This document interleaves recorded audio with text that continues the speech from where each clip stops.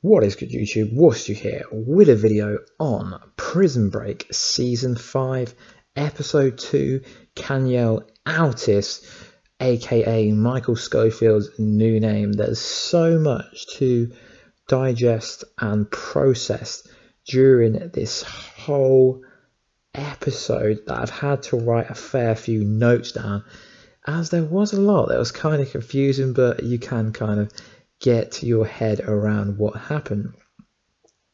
So at the start of the episode, we were actually introduced to a clip scene with Ramal, I think his name is, who is the ISIS kind of terrorist that appears to be the main villain, I suppose you could call, for the whole season.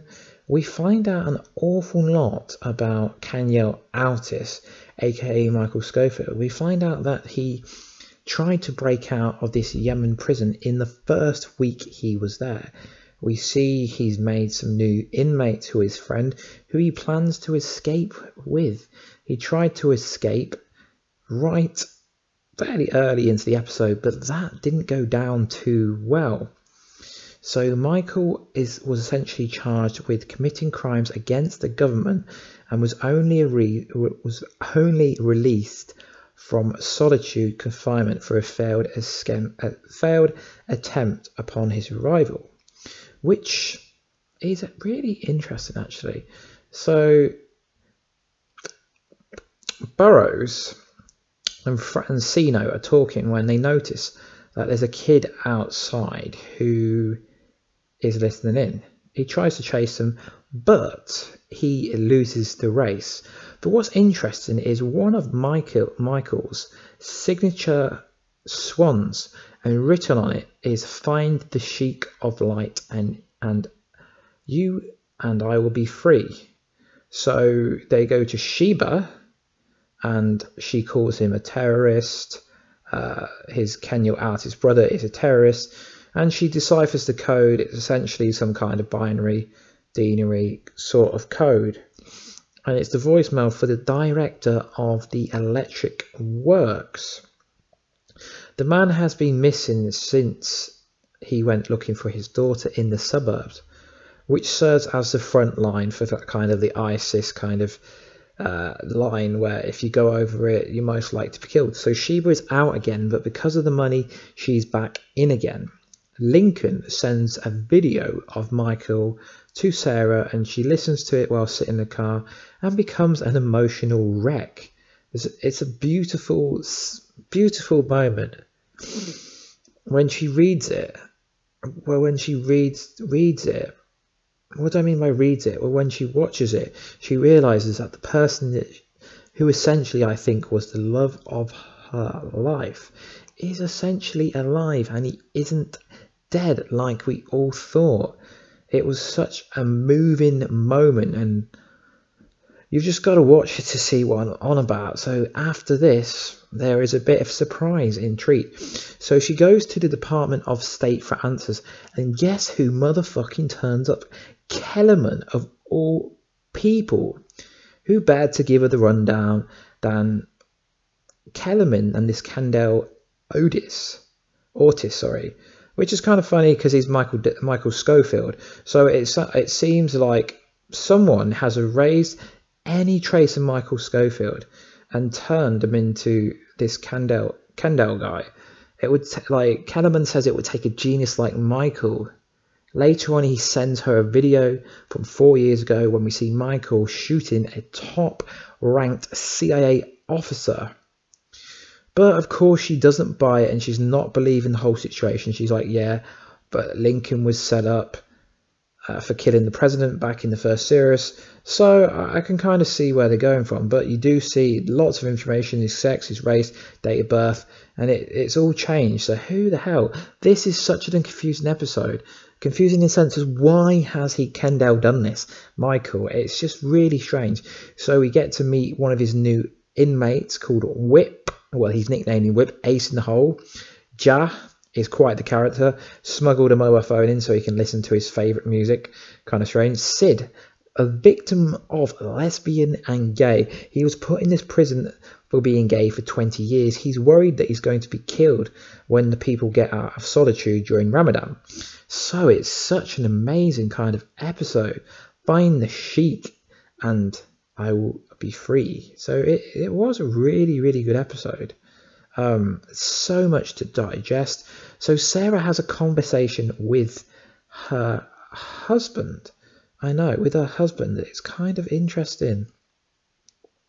So she explains to him about game theory.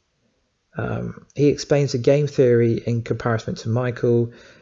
During like the focus is on winning, even if everyone else at everyone else's expense. So it's kind of like she said that he's playing everyone in every situation. He even says to her that he made her leave the door open to get his own way, to get to his end goal. But I don't know what to make of it. It's really hard to understand what's really going on because we're only 2 episodes in, and I feel like this Kaniel name is going to come back to haunt us all. So in the courtyard, Michael asks someone for some gum. So essentially he burns himself in order to get his way again. So he burns himself, gets the shit kicked out of him. He didn't swallow the pills, so he could trade it for Jazz credit card and a phone. So what's it for? So he can order pizza. I can't blame him. Pizza is pretty cool. So then we get on the scene where we see Michael, Franklin, Sino, and Shaman heading past the kind of border territory. She sees some terrorists. Luckily she knows him and they don't kill him. And really, really interesting the kind of how kind of lifelike situations this program's bringing in. It's a favourite show that I'm watching at the moment, guys. So eventually they find the Sheik of Light, and he's out there because he's looking for his daughters, but eventually Lincoln help him. They get past, they get back over, and you know the rest. And then essentially everything falls into line. So right at the end, Sarah's son goes missing, and this is really interesting. We find out what Michael really wanted the phone for. He wanted the phone to send her a message, and I think his name's Michael Jr. He was saying he wanted to find the pizza man. So in this message it says, hide everyone, a storm is coming. So we all know what this storm is. What's happening in Yemen is going to have a counter effect to what happened in like wherever they are, in the sense of the first episode, her husband got shot, she kind of got like they were coming after her. It rings season 1 to me. So the lights start to flicker, and that signals that the breakout is on, and it's going to happen within 24 hours. And then what happens? Ramadan starts. And the main villain, I don't know what to call him, guys, sorry. He's called a Ramel, I believe. And everyone thinks that he's going to kill Kaniel for what he did. And then they hugged and he's like, good to finally see you free, brother. He's like, you found a way out for us? So it's really going to be interesting. So he has a moral dilemma. He's got to try and escape.